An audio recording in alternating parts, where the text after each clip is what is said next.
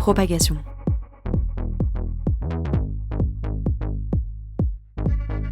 Le podcast qui décode la guerre informationnelle.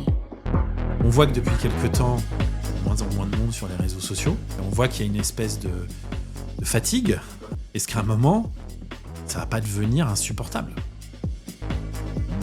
Bonjour à toutes et à tous et bienvenue dans ce nouvel épisode de Propagation. Je suis toujours et encore Guillaume Ledy et aujourd'hui nous allons plonger au cœur des infrastructures de résistance informationnelle du côté d'un média et pas n'importe lequel. Mais avant de rentrer dans le vif du sujet, j'aimerais profiter de cette petite tribune pour partager un appel à communication pour l'événement Infox sur scène qui se tiendra à l'université Panthéon-Assas les 26 et 27 février 2026 et dont Opsi.ai est partenaire. Donc si vous étudiez la désinfo sous toutes ses formes, ça se passe sur le site infoxsurscène.org et scène S-E-I-N-E comme le cours d'eau. Petit message passé. Les infox, les fake news, la désinformation, l'institution pour laquelle travaille notre invité, l'agence France Presse, plus connue sous le nom d'AFP, a dû s'adapter pour y faire face. Elle mène aujourd'hui l'une des plus vastes opérations mondiales de fact-checking, 150 journalistes répartis dans plus de 30 pays, produisant de la vérification d'informations en continu et en 26 langues. Un dispositif extrêmement important pour contrer ce qui est devenu, depuis quelques années, une véritable industrie de la désinformation. Mais au début de cette année 2025, un séisme a secoué cet écosystème installé. Meta, la maison mère de Facebook et Instagram, a annoncé l'abandon du fact-checking professionnel aux États-Unis. The recent elections also feel like a cultural tipping point towards once again prioritizing speech. So we're going to get back to our roots and focus on reducing mistakes, simplifying our policies, and restoring free expression on our platforms. Vous aurez donc reconnu Mark Zuckerberg qui évoque ce qu'il appelle le rétablissement de la liberté d'expression sur l'ensemble des plateformes Meta. Donc un tournant assez brutal qui intervient quelques semaines après l'élection de Donald Trump et qui pose une question assez vertigineuse. Le fact-checking peut-il survivre sans les plateformes ? Ce qui est intéressant, sachant que ces dernières financent en partie, on y reviendra, les mêmes organisations de fact-checking. Alors que la production de deepfakes se multiplie à la vitesse des délires malsains d'un Sam Altman sur A2, comment réajuster nos efforts et quel est l'état d'esprit de celles et ceux qui mènent ces combats au quotidien, des combats ô combien importants et parfois un peu fatigants. Pour en parler, j'ai le plaisir de recevoir et d'avoir en face de moi l'un des architectes de cette résistance informationnelle que je mentionnais tout à l'heure, Grégoire Lemarchand. Bonjour. Bonjour. Vous êtes directeur adjoint de l'information à l'AFP, justement, où vous dirigez la stratégie numérique et l'investigation numérique au sein de l'agence. C'est vous qui avez développé AFP Factuel depuis 2017, inspiré, si je ne m'abuse, par le projet collaboratif Crosscheck. Absolument. Ça remonte à l'élection présidentielle française de 2017, du coup. Et vous êtes également membre du groupe d'experts de l'Union européenne sur la désinfo, cofondateur de l'European Fact-Checking Standard Network. Puis vous enseignez aussi sur ces questions à Sciences Po Paris. J'ai fait l'ensemble de votre parcours et de votre présentation. Bienvenue dans Propagation. Je suis très content, Grégoire, de vous revoir, puisque ça fait un petit moment qu'on ne s'était pas croisés. Et donc, je suis ravi que nos chemins se recroisent aujourd'hui. Merci d'être avec nous pour tenter de répondre à ces questions et pour expliciter à nos auditrices et à nos auditeurs comment ça se passe. Et finalement, j'allais dire même comment ça s'est passé. Parce que je mentionnais 2017, c'est pas pour rien. Il y a eu deux moments assez fondateurs. 2016, Brexit. 2017, élection de Trump. Comment l'AFP, agence historique dont la mission est de produire et de vérifier l'information depuis près de 2 siècles, comment elle décide à ce moment-là de se mettre à traiter le sujet et à prendre à cœur, à pleine main, j'allais dire, le sujet de la désinfo? Vous y faisiez référence, il y a 2 choses qui se passent. La première, c'est effectivement la stupéfaction après le Brexit, qui était hautement inattendue, en tout cas hautement inattendue par les médias, ainsi que l'élection de Donald Trump, où on passe en quelques mois d'une espèce de vaste blague à une réalité. Ça paraît très loin maintenant, vu qu'il a embrayé sur un 2e mandat, après tout ce qui s'est passé, mais évidemment, à l'époque, faut se resituer à la hauteur de la surprise. Et c'était aussi des signaux un peu plus faibles, comme, en tout cas, vu de France, comme l'élection, par exemple, de Rodrigo Duterte aux Philippines. Tout à fait.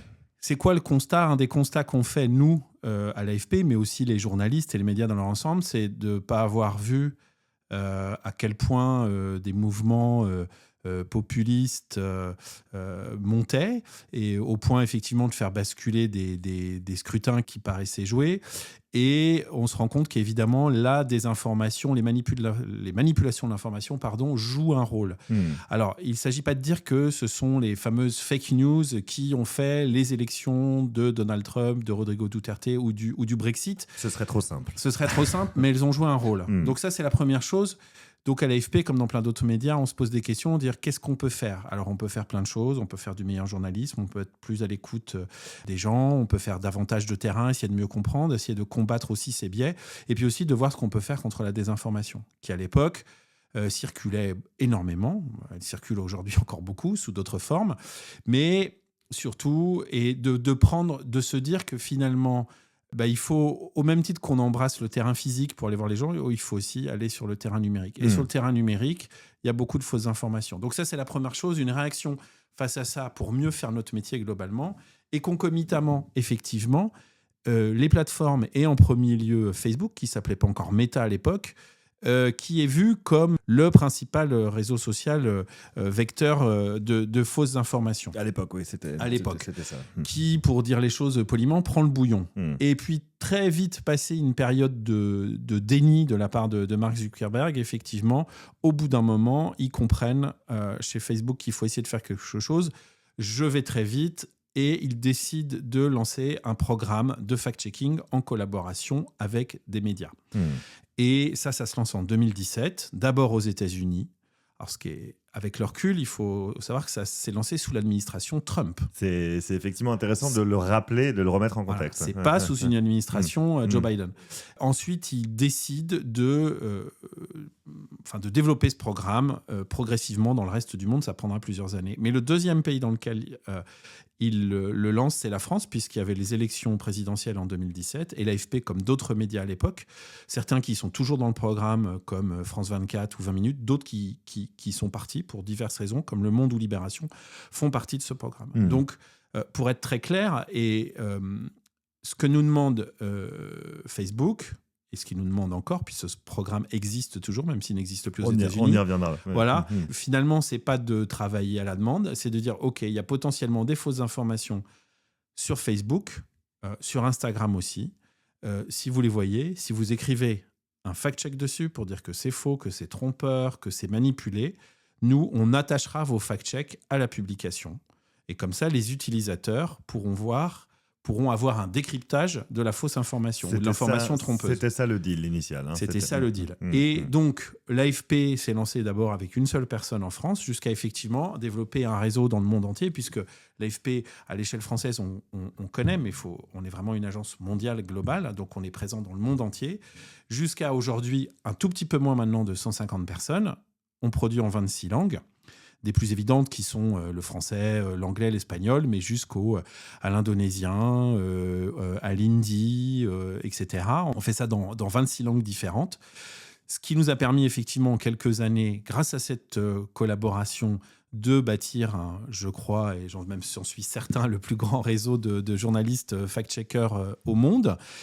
Ce que je peux dire aussi, et c'est important de le souligner, c'est vraiment, j'y faisais référence à un travail qui est fait en toute indépendance, selon les critères et les standards et les règles éditoriales de l'AFP. Oui, parce que vous revenez là-dessus, mais c'est important de le préciser. Je suppose qu'il y a eu débat interne. Je sais qu'il y a eu débat externe, puisque ça fait partie d'un certain nombre de discussions à l'époque, de pourquoi on va, j'allais dire, non pas signer un pacte avec le diable, on ne va pas aller jusque-là, mais c'était cet ordre d'idée-là, de se dire, pourquoi les grands comme l'AFP ou Le Monde vont se mettre dans ces draps-là, se lier à Meta, enfin Facebook à l'époque, pour produire de la vérification d'informations, avec toujours cette idée qu'on entend encore actuellement dès qu'on parle de fact-checking, de ministère de la vérité, etc. Ça, c'était les débats externes.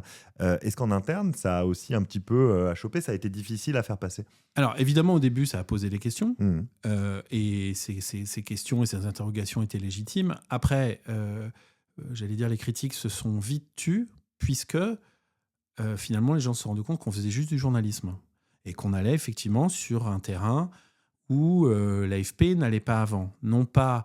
L'AFP, sa force, ça a toujours été de dire on vous dit de manière sourcée ce qui vient d'arriver. ce qui est arrivé. Et là, pour la première fois, on disait aussi de manière sourcée ce qui n'est pas arrivé ou ce qui ne s'est pas produit ou ce qui a été manipulé. Donc, c'est un changement de paradigme quand même dans la façon de absolument, travailler. Absolument. Et nous, tout ce qu'on produit dans le cadre de cette collaboration, ou plutôt même de collaboration, parce qu'on ne collabore pas, on ne s'appelle pas tous les jours, il n'y a pas de conférence de rédaction avec Meta, plutôt dans ce contrat, parce que c'est vraiment Meta est un client de l'AFP. Nous, on produit nos fact-checks et ensuite, on les attache ou pas à des fausses informations qu'on trouve dans l'univers, dans l'écosystème Meta, principalement, évidemment, Instagram et Facebook. D'accord, donc c'est comme ça que ça fonctionne. C'est-à-dire, j'allais dire un peu dans la coulisse, c'est intéressant de rentrer un peu dans le back-office. C'est-à-dire qu'il y a des gens qui veillent sur les fausses informations ou la mésinformation qui circulent sur Facebook, Insta, dans l'écosystème Meta. Est-ce qu'on y rajoute WhatsApp ou pas? Ça, c'est oui, ma bien première sûr. question. Voilà, WhatsApp aussi. Et vous produisez de la vérification que vous décidez ou non de rattacher à ce qui circule sur ces différentes plateformes-là, c'est ça? Bien sûr. Okay. C'est-à-dire que l'idée n'est pas de débunker, comme on dit, de démystifier ou de fact-checker l'ensemble des contenus. On va s'attacher aux contenus qui sont les plus à même d'avoir des répercussions négatives, des contenus sur la santé, des scams malhonnêtes, effectivement des choses où on va viser certaines minorités, certaines communautés, enfin tout ce qui pourrit la démocratie en fait. Si vous générez aujourd'hui une fausse vidéo d'une star qui fait du skateboard, il n'y a pas trop d'intérêt. Ou alors, il peut y avoir un intérêt, c'est de dire, regardez pourquoi cette vidéo est fausse, mais on sera beaucoup plus dans la pédagogie, dans la démonstration, comment on vous montre que cette vidéo est fausse et générée par IA, plutôt que de dire elle est fausse. On ne va pas aujourd'hui, on y reviendra peut-être, mais les réseaux sociaux, et on n'est qu'au début, sont de plus en plus remplis de vidéos générées par IA. Moi, là, ces derniers jours, que ce soit sur Instagram ou YouTube, je ne vois que des chats qui jouent de la batterie et du saxophone. On rentre dans une ère de saturation. Voilà. À l'époque, on aimait bien les chats sur Internet. Voilà, là, il commence à nous fatiguer. Mais ça, évidemment, c'est pas notre cœur de cible, même si parfois ça peut être intéressant de manière pédagogique de débunker ces histoires. Mais on se concentre vraiment sur des choses qui viennent. Quand on vous dit, par exemple, les élections sont truquées dans tel ou tel pays, alors évidemment, ça peut arriver. Hein. Malheureusement, ça peut arriver. Mais quand on a la certitude que tel ou trucage, effectivement, n'a pas eu lieu, ça, c'est vraiment le genre de fact-check qu'on s'attelle à faire. Et comment vous faites, j'allais dire, un peu la mécanique quotidienne? Est-ce qu'il y a quelqu'un, vous décidez collectivement de ce que vous allez fact-checker? Vous répartissez les choses par zone géographique, par intensité de ce qui se passe? Il y a en fait, il n'y a pas zones... de... Comme n'importe quel journaliste, le journaliste, dans une rédaction, il va avoir plein d'informations, il va recevoir des communiqués, il y a des attachés de presse qui vont l'appeler, etc. Il doit faire un tri en fonction des priorités, de sa ligne éditoriale, des choses plus ou moins importantes. Nous, c'est pareil.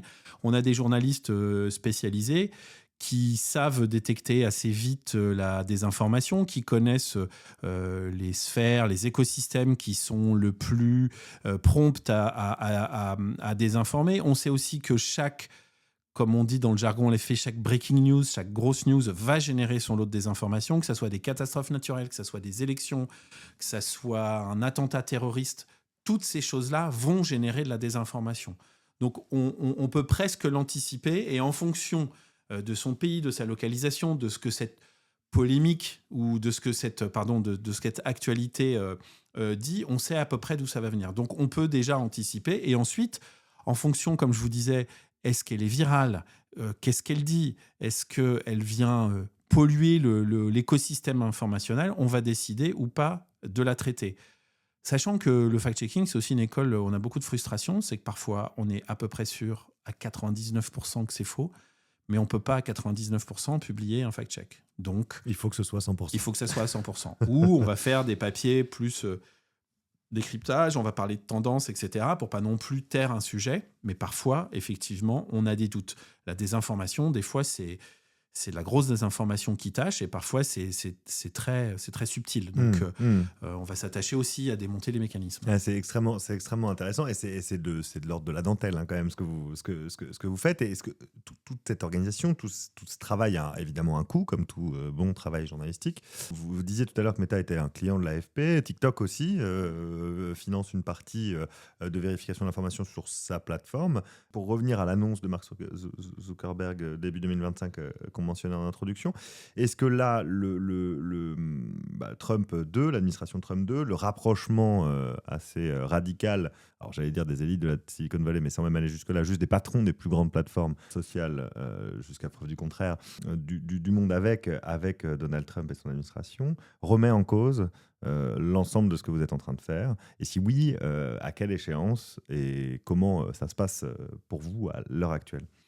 Alors, il y a deux choses, il y a deux aspects. Très concrètement, pour nous, effectivement, notre équipe aux États-Unis, puisque le programme s'est arrêté uniquement aux États-Unis pour le moment, il continue jusqu'à nouvel ordre partout dans le reste du monde, on a dû un peu réorienter nos équipes. Certains continuent à travailler sur la désinformation, puisque quand on est une agence de presse mondiale, globale comme l'AFP, on a une grosse équipe aux États-Unis, et avoir des gens qui travaillent sur la désinformation, je ne vous fais pas de dessin, pas besoin d'être un spécialiste des États-Unis pour savoir que c'est très important.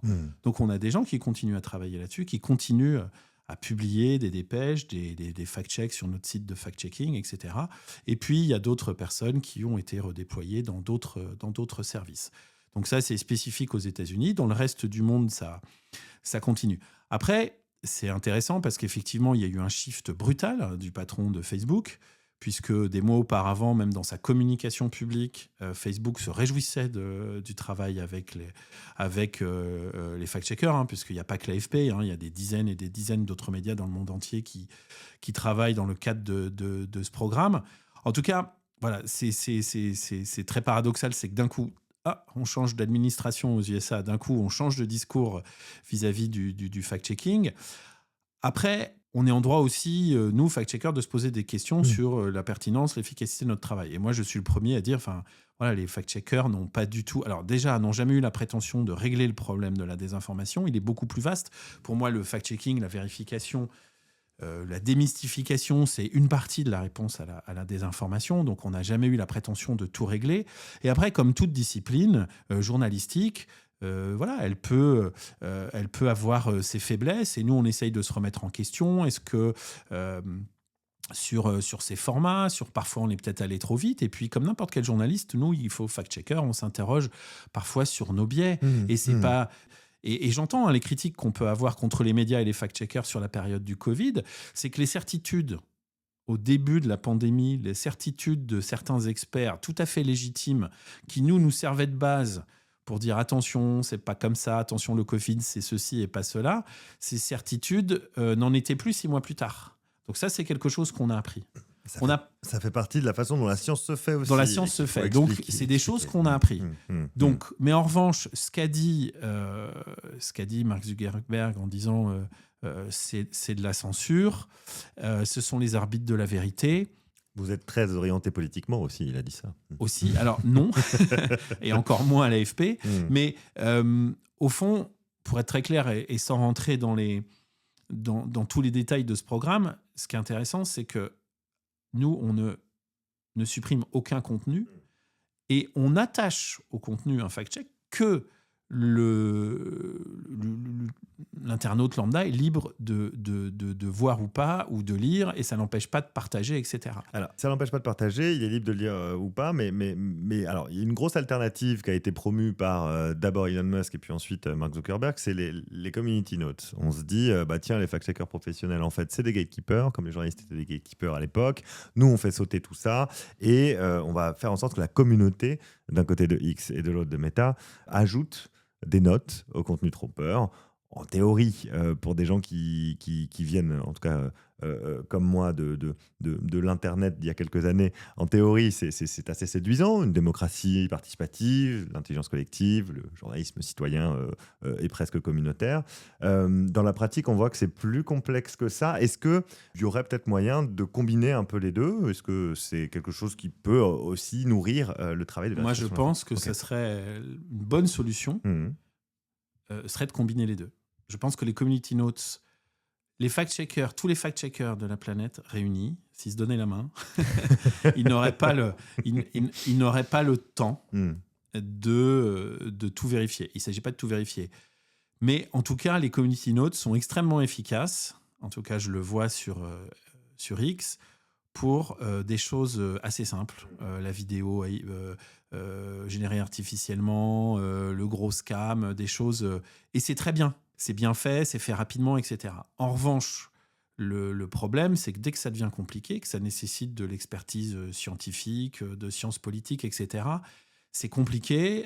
Parfois, et aussi ça c'est important, le fact-check, c'est pas oui ou non, c'est la plupart du temps on explique, c'est ni oui ni non, c'est plus compliqué que ça. Et expliquer que quelque chose est compliqué, de la nuance, que la science dit peut-être ça, mais attention, elle dit ça aussi, ça réclame un peu de temps, ça réclame de pouvoir l'écrire parfois sur des formats plus longs, et c'est compliqué de demander à des gens de façon gratuite, j'allais dire sur leur temps libre, de faire ça. Alors vous me direz, c'est le principe de Wikipédia, mais Wikipédia, ça a 20 ans. C'est ce que j'allais vous dire, merci de me faire mes relances. Mais ça a 20 ans. Ça a 20 ans, c'est vrai. Ça a 20 ans.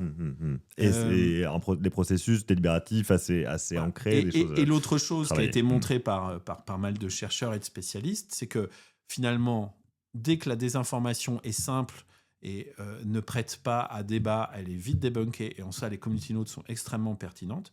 Mais dès qu'on va sur un sujet polarisant, puisque l'algo des community notes, on ne le connaît pas, hein, mais grosso modo, il faut que si on prend autant de gens de gauche et autant de gens de droite soient d'accord, dès que c'est polémique, la community notes ne s'affiche pas. D'accord. Et ça, c'est problématique. Et moi, je suis contributeur. Je contribue pas, mais je vois les community notes avec mon compte personnel. C'est incroyable. Le nombre de community notes qui ne sont in fine jamais affichés, ou alors beaucoup trop tard, c'est-à-dire que quand la fausse information a déjà 10 000 retweets, mais c'est trop tard. C'est mort. Et tout ce qui reste tanké, et dans les propositions de contribution, on a des gens qui vont dire blanc et des gens qui vont dire noir. Donc c'est extrêmement compliqué.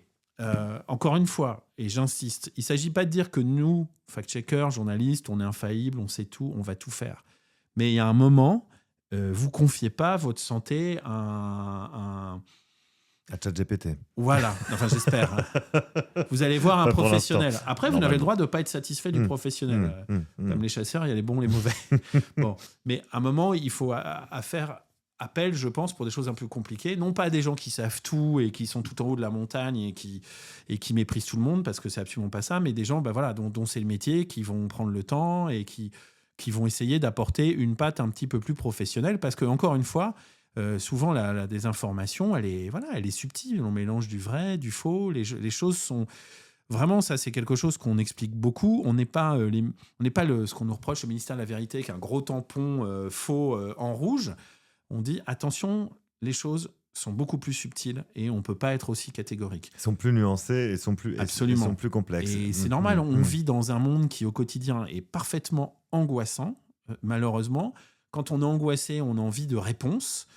Et quand on apporte une réponse compliquée, c'est pas très sexy, entre guillemets. En revanche, si quelqu'un vous dit non, mais s'il se passe ça, t'inquiète pas, c'est parce que c'est les puissants, c'est le complot, c'est les machins. C'est plus séduisant. La réponse est simple et la réponse rassure. Ce qui peut rassurer aussi et conjurer l'angoisse, c'est les petits chats qui jouent de la batterie. Ça, c'est effectivement des choses qui nous permettent de respirer et de vivre un peu plus tranquillement. Si je parle de ça, si je reviens à ça, c'est pour aborder avec vous effectivement le nouveau défi, parce que là, on a mentionné donc la partie effectivement économique, la partie pratique, comment on fait, comment on apporte de la nuance dans un monde qui se polarise à défaut d'autres termes, en tout cas où les tensions politiques montent et sont effectivement nourries dans des boucles de rétroaction. C'est pas le sujet d'aujourd'hui, mais par une partie des plateformes et des algorithmes qui poussent à l'opposition. Tout ça est multiplié par 10, 100, 1000, à vous de me le dire, par les outils d'intelligence artificielle générative, pour ne pas dire l'IA.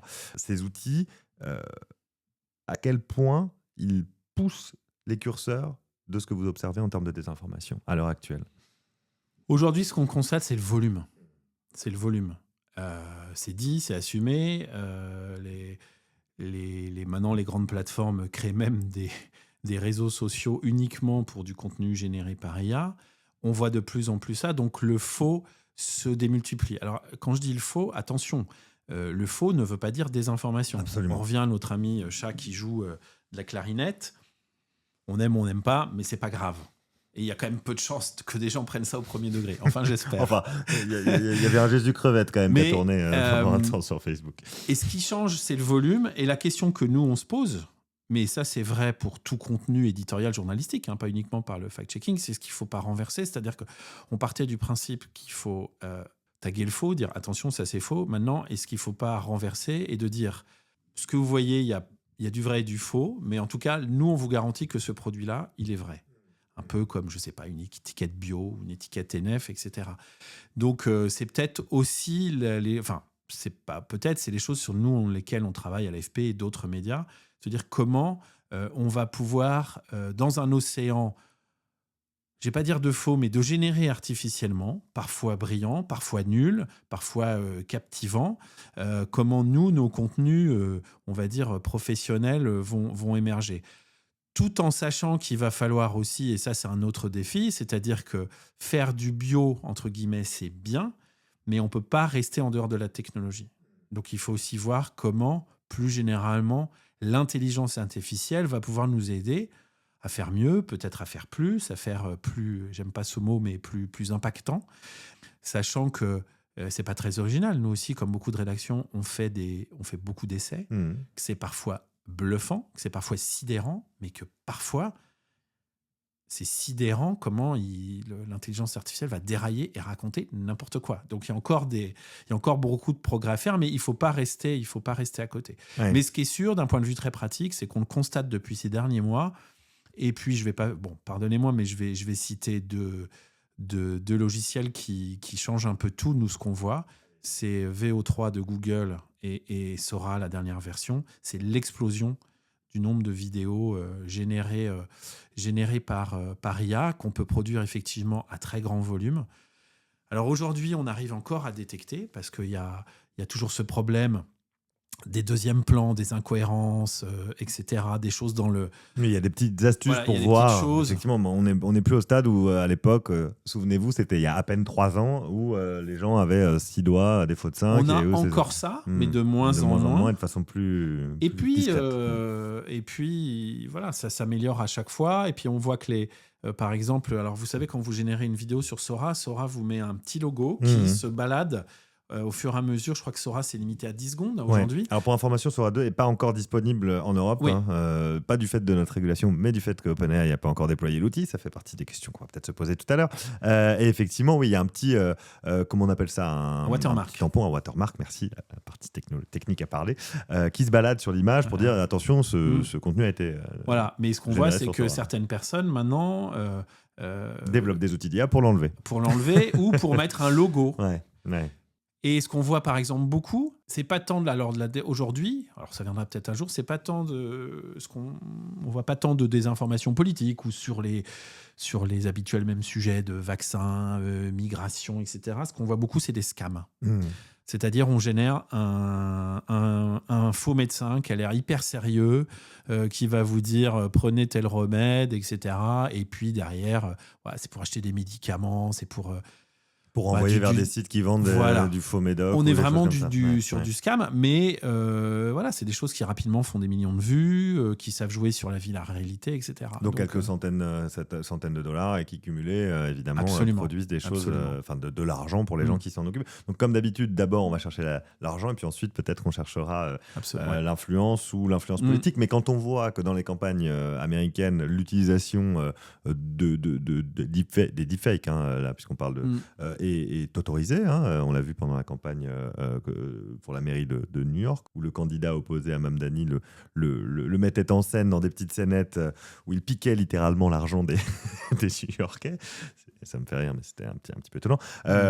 Ok, là c'est clair que c'est fake, mais jusqu'où on va aller? Il y avait des discours de Biden qui circulaient à l'époque, qui n'étaient pas clairement identifiés comme étant de l'IA. Donc vous prévoyez quoi là-dessus? Je prévois rien parce que Madame Yerma, je vais forcément me planter. Aujourd'hui, il y a encore, quand il y a eu ce moment de stupéfaction, il y a 2 ans et demi, sur les premiers résultats bluffants de génération d'images, on a crié à l'infocalypse, information contractée avec Apocalypse. Elle n'est pas venue. Et aujourd'hui, on voit quand même qu'il y a encore, comme je disais, des défauts, des choses détectables. Il n'empêche que moi, je pense que évidemment, ça va s'améliorer. Et surtout, il y a ce côté d'inonder. De saturation. Et qu'au bout d'un moment, première vidéo, c'est faux. Deuxième vidéo, c'est faux. Ouais, mais ça fait rentrer les choses. Et puis en plus, après, Et moi, je blâme personne parce que je suis comme ça. Mais on sait aussi très bien que parfois, des captures d'écran absolument dégueulasses qui circulent sur Facebook, sur Insta, sur X, véhiculant une fausse information prospèrent. Donc, pourquoi ? Parce que on a des biais, parce que notre cerveau est un peu feignant. Donc, même chose pour les vidéos d'IA. Donc, pour moi, j'y vois pas forcément, et je me trompe peut-être, un espèce de game changer, parce que les gens sont conscients qu'on peut faire un Macron super réaliste qui dit j'entre en guerre contre la Russie. Mais c'est l'effet de masse et de répétition. Et je pense que quand vous avez comme on dit, des narratifs à pousser, ça vous permet de les faire à grande échelle. Ouais. Voilà. Et le fait que le coût peut-être baisse aussi, En plus. coût marginal de production de désinformation baisse et donc est peut-être plus rapide de faire circuler effectivement ce type de narratif. Mais c'est intéressant ce point de vue. J'aimerais juste revenir un tout petit peu en arrière puisque vous avez mentionné l'utilisation de l'IA pour contrer l'IA, une espèce de pharmacone comme disait l'autre. Vous développez notamment des projets techniques vous participez au développement de projets de type InVid ou WeVerify pour de la vidéo, si je ne me trompe pas. Est-ce que ça fonctionne ? Est-ce qu'il faut encore travailler un petit peu dessus ? Et si d'aventure ça marche, comment ça peut fonctionner ? C'est-à-dire il faut installer un petit plugin chez soi et on vous dit tiens, ça c'est de la vidéo générée par IA ? Alors, aujourd'hui, nous, il y a deux choses sur lesquelles on travaille. Enfin, il y en a plusieurs, mais deux principales. Effectivement, on a ce plugin qu'on a depuis des années qui s'appelle InVid WeVerify. Qui va pas vous dire cette vidéo forcément, enfin comme ça en un clic est fausse et générée par IA, mais c'est une boîte à outils qui va mettre à votre disposition une palette d'outils qui vont vous permettre d'avoir des indices si par exemple une vidéo, un audio a été manipulé. D'accord. Donc nous c'est vraiment l'idée de la boîte à outils, puisqu'aujourd'hui un outil technique qui vous dit à 100% c'est vrai ou c'est faux, c'est de l'IA ou c'est pas l'IA, ça n'existe pas. Et oui. Dès qu'on teste, nous à l'AFP, on a un Media Lab, dès qu'on teste ce genre d'outils, il y en a qui sont plus ou moins efficaces, mais il y a toujours des faux positifs, que ce soit sur le texte, que ce soit sur la vidéo, que ce soit sur la photo. Voilà. Donc, et pour rejoindre ce que je vous disais tout à l'heure, on travaille aussi sur la question de taguer entre guillemets le vrai, et aujourd'hui on travaille avec d'autres grands médias. L'AFP est en pointe, mais il y a des gens encore plus en pointe. Par exemple, c'est la BBC. Alors, je vais essayer de ne pas rentrer dans des considérations trop techniques, en plus que je ne maîtrise pas très bien, mais ça s'appelle le C2PA. C'est quoi le C2PA ? L'idée, c'est de dire on va mettre une métadata dans les images, photos ou vidéos, inviolable. Vraiment inviolable. C'est-à-dire que, par exemple, si avec votre portable, vous prenez une photo de la photo sur un autre portable, la métadata reste. D'accord. Donc, on est vraiment sur une métadata très robuste qui ne vous dira pas cette photo est vraie ou pas, mais qui vous dira cette photo provient d'un appareil. Samsung, d'un iPhone, d'un Nikon, ou provient de Sora, etc. D'accord. Donc ça, c'est très intéressant. Sauf qu'il y a, pour résumer, il y a 3 choses sur lesquelles il faut travailler. D'une part, il faut que tout le monde soit d'accord sur ce standard, c'est-à-dire les fabricants de hardware, d'appareils photo, de smartphones, tous les logiciels qui vont travailler à la retouche, le plus connu d'entre eux, Photoshop, et ensuite comment ça va s'afficher sur le web. Ça, c'est la première chose. La deuxième chose est évidemment les générateurs d'images. Bien sûr. Donc il faut que tout le monde soit d'accord pour mettre cette métadata. Ensuite, cette métadata, il faut qu'elle soit vraiment robuste, c'est qu'on ne puisse pas l'enlever. Ça, déjà, si ça marche, ça sera un vrai progrès. C'est-à-dire qu'on peut imaginer, dans quelques temps, pour être très concret, vous voyez une image douteuse sur Internet, vous faites un clic droit ou avec votre souris, ou vous restez appuyé avec votre doigt sur le smartphone, et dans un sous-menu, vous allez demander à avoir cette métadata qui va vous dire. Elle ne vous dira pas c'est vrai ou c'est faux, elle vous dira ça, c'est généré artificiellement ou c'est réel. Mais nous, ce qu'on aimerait en plus pour les médias, c'est ce qu'aimerait la BBC ou l'AFP, c'est-à-dire qu'en plus de vous dire c'est un appareil photo professionnel, de dire c'est une photo de l'AFP. Ouais, c'est d'accord. une photo. Voilà. Ouais, nous, ce qu'on garantit, c'est que cette photo, elle provient d'un journaliste professionnel. Ça, c'est l'idéal. Mais donc, on travaille là-dessus. Moi, je ne suis pas un gourou ni un expert en IA. On verra ce que ça donne, mais tout le monde dit, on y faisait référence tout à l'heure, que les contenus IA vont inonder et encore plus comment, en tout cas, et c'est vrai pour les contenus de chercheurs, de scientifiques. Là, je parle de ce que je connais, les contenus provenant de médias.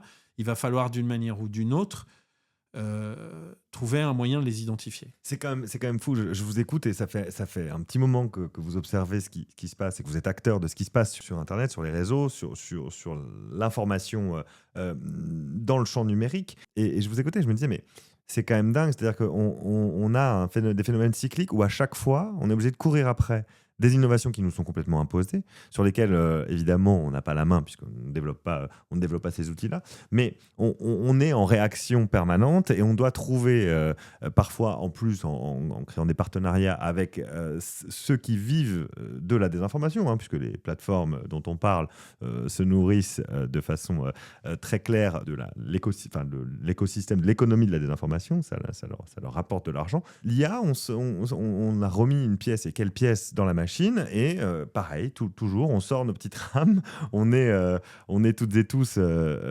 plongés dans ce flux permanent, et on doit trouver des solutions pour contrecarrer des choses qui nous sont imposées. Alors évidemment, c'est pas très original ce que je dis, mais ma question c'est comment on fait pour éviter cette répétition permanente, et est-ce que vous voyez peut-être potentiellement une porte de sortie de ça? Est-ce qu'il y aura pas, quand on parle de phénomène de saturation, il ne va pas y avoir une saturation cognitive ou collective, je ne sais pas, cognitive et collective. Voilà. Est-ce qu'on peut s'en sortir par le haut? Alors, je pense qu'il y a il y a 3 pistes. La première, au même titre qu'à un moment, les plateformes ont été forcées ou contraintes avec plus ou moins bon gré de travailler avec les médias. Il faut que ça soit le cas pour les géants de l'IA, qui sont aussi souvent les plateformes, et qu'elles prennent leurs responsabilités. On sait qu'historiquement, elles ont du mal, parce que au début, elles vous disent que leur produit, c'est que pour le bien. Bien sûr. Sauf que, oui, mais il y a des gens qui détournent. Donc ça, c'est la première chose. Et soyons clairs, on n'en est qu'au tout début. La deuxième piste, c'est le serpent de mer. Mais bon, on voit bien qu'aujourd'hui, c'est compliqué compte tenu de la situation en Europe et puis d'une administration Trump ultra offensive et qui veut mettre aucune barrière à ces grandes boîtes, grandes entreprises technologiques, c'est la régulation. Moi, je suis absolument pas technophobe, bien au contraire, mais à un moment, il faut aussi encadrer. Mais il faut voir le temps qu'à l'échelle européenne, on a mis pour mettre la régulation des grandes plateformes qu'on connaît. Qui connaissait OpenAI il y a 2 ans? Ou 3 ans, pas grand monde. Aujourd'hui, qui connaissait Anthropic? Bon, voilà. Donc, je veux dire, le temps de la législation, et puis l'Europe n'est pas forcément unie sur ces questions. Et après, vous y faites allusion, effectivement, mais ça, je n'en sais rien, mais c'est peut-être effectivement la fatigue cognitive. Donc, on voit que depuis quelque temps, il y a de moins en moins de monde sur les réseaux sociaux. Même si les chiffres restent gigantesques, mais on voit qu'il y a une espèce de fatigue. Notamment en Occident, chez les jeunes. Et à un moment, et on en revient à notre fil rouge du chat qui joue de la trompette, est-ce qu'à un moment, ça ne va pas devenir insupportable? Ça va pas devenir insupportable. En tout cas, moi, dans mon usage personnel... Ça l'est déjà, apparemment. Ça l'est déjà, parce que quand vous en regardez une, il suppose que vous devez le regarder les 30 autres qui sont les mêmes, sauf qu'après, il joue de la trompette, après, il joue de la contrebasse, etc. Donc, on passe d'un sourire à j'en peux plus. Assez vite. Ouais. Donc, je pense que ça fait partie aussi des choses. Mais voilà, moi, je vais pas... je prétends pas savoir ce qui va se passer. Faut pas non plus être désespéré. Et nous, à notre niveau, on essaye de faire évoluer nos pratiques, on essaye d'embrasser la technologie, on essaye de suivre. On essaye de décrypter, on essaye aussi de renforcer tout ce qu'on peut faire en termes d'éducation aux médias, au sens large. L'éducation aux médias, c'est pour n'importe quel citoyen. C'est pas que pour les collégiens et les lycéens. Oui, c'est pas que pour les collégiens. On voit que, par exemple, nous, sur notre compte TikTok, nos vidéos qui marchent le mieux, c'est pas tant quand on dit c'est faux, c'est quand on décrypte un peu plus, quand on fait œuvre de pédagogie. Et donc, Je me dis que ça, effectivement, conjugué une espèce de fatigue, peut-être que les générations les plus jeunes, à un moment, vont faire le tri d'eux-mêmes. Je sais pas, hein, dans la musique, les gens sont revenus au vinyle. Peut-être qu'un jour, on va revenir au papier. Au papier, ce serait intéressant. Il y a une fatigue informationnelle. Est-ce qu'il y a une fatigue du fact-checker, Grégoire Lemarchand ? Bien sûr, il y a une fatigue du fact-checker parce qu'il est critiqué. Comme je disais tout à l'heure, parfois à bon droit, parfois c'est parfaitement injuste. Mais il y croit. Mais encore une fois, en essayant de se remettre en question, on ne fait pas du fact-checking aujourd'hui comme on le faisait en 2017. On essaye aussi, comme je vous donnais l'exemple de la santé, d'être plus prudent, d'être moins affirmatif. Vous voulez dire que vous apprenez aussi de vos erreurs ou de vos atermoiements, en tout cas. Bien sûr. Oui, c'est important, ça. Je veux dire, j'ai pas honte de dire que, parce que c'était les recommandations des autorités sanitaires, qu'à un moment, on a expliqué que les masques devaient être réservés aux soignants. Et c'était des éminences, pas des randoms, entre guillemets, qui nous disaient ça. Donc, c'était la consigne. Voilà. La consigne, alors, je ne le souhaite évidemment pas, mais devrait-on vivre quelque chose de similaire ? On ne s'empêcherait pas d'écrire et de dire attention, il y a plein de fausses informations, mais on ferait attention. Et puis, c'est aussi la façon dont les formats, la façon dont on s'adresse aux gens. Peut-être qu'effectivement, parfois, on peut avoir l'impression d'être trop docte, etc. Il faut. Mais non, on y croit. Et encore une fois, le fact-checking ne va pas régler le problème des manipulations de l'information. Il y a plein d'autres choses à faire. Des manipulations d'information, des ingérences étrangères, du modèle économique, de tout un tas de choses dans lequel on est plongé toutes et tous. Mais c'est vrai qu'en se donnant un petit peu de recul et un petit peu de force collectivement, on peut peut-être commencer à évoquer la possibilité d'une approche qu'on appelle Whole of Society dans les pays scandinaves, sur ces questions-là notamment de manipulation informationnelle, en tout cas quand elles sont dirigées par un pays étranger, ce qui, pour l'instant, j'ai fait un tour sur X tout à l'heure pour préparer, c'est la porte ouverte encore, notamment dans notre pays, avec des gens qui s'engouffrent dans cette brèche-là. Est-ce que l'initiative, et ce sera ma dernière question, portée notamment par le président Emmanuel Macron autour de ces questions. Alors, je ne sais plus si c'est une plateforme, une initiative, je ne sais plus la terminologie qui nous vient du château, mais est-ce que cette initiative-là, le fait qu'il s'empare du sujet de la désinformation et de l'impact que ça peut avoir aussi sur les plus jeunes, peut, dans les 2 prochaines années, porter encore un petit peu cet écosystème ? Moi, je suis toujours... alors, avoir conscience des problèmes, c'est bien. Moi, après, je suis toujours un peu gêné. Il ne faut pas se tromper de métier. Qu'il y ait une forme de chaos ou de risque de chaos, oui, c'est vrai. On vient d'en parler tout le long de cette conversation. Après, quand on touche à la liberté d'expression, c'est fondamental. Donc, il faut vraiment faire très attention. Donc, je ne dis pas que on va dire les instances gouvernementales et les administrations ne doivent pas s'emparer, elles peuvent faire de la sensibilisation, mais je ne crois pas que ça soit le rôle du politique de s'attaquer à ça. Il y a plein d'autres choses. Déjà, alors, je vais être un peu démago, mais si les politiques arrêtent de mentir, ça peut aussi servir la cause.